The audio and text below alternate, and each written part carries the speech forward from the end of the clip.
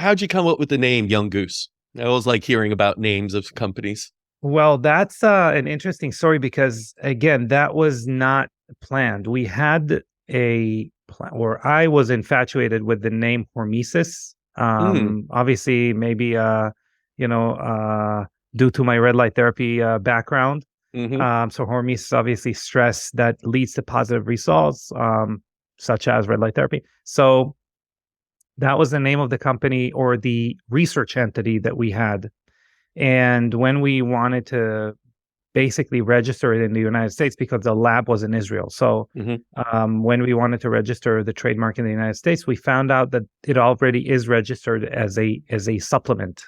So Mm, a trademark has to be in a specific category. So we yes. could, but we said, what if we wanted to do supplements one of those days? What if the company that has the supplements that are called Hormesis isn't a good company and it's going to get conflated with us?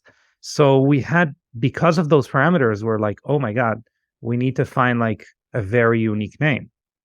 And something that's very interesting, the Weizmann Institute, where the discovery of the NAD precursors that we use was done.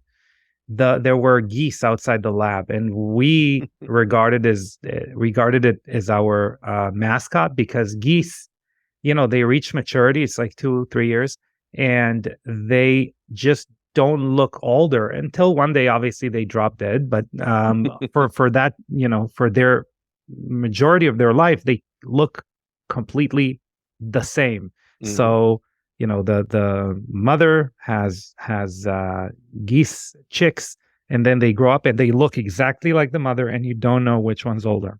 Yep. So that was kind of the mascot, right? We don't want to look older. We want to look exactly the same. So I think we added the word young because maybe a skincare company called Goose is kind of too weird. So young Goose was born just as an idea of a youthful, youthful connotation to it. But it was just a silly name that we rolled with, and it stuck. A lot of I people love it. a lot of people don't like it, actually. Oh Like yeah. a lot of a lot of people have an opinion and they like giving it. And you know what? I like allowing them to give it. Sure. I think it's the same thing as compliment, right? That people like to be heard.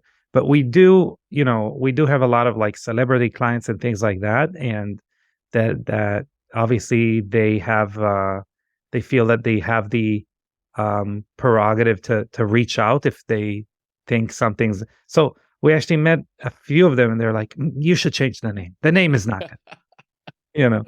We have an influencer that has millions of followers that uses our products. She obviously wants money to talk about it, so that's why. Mm. But she uses our products, and she's like, "That's the name is too long. People don't like to think for that long. You should have a shorter name."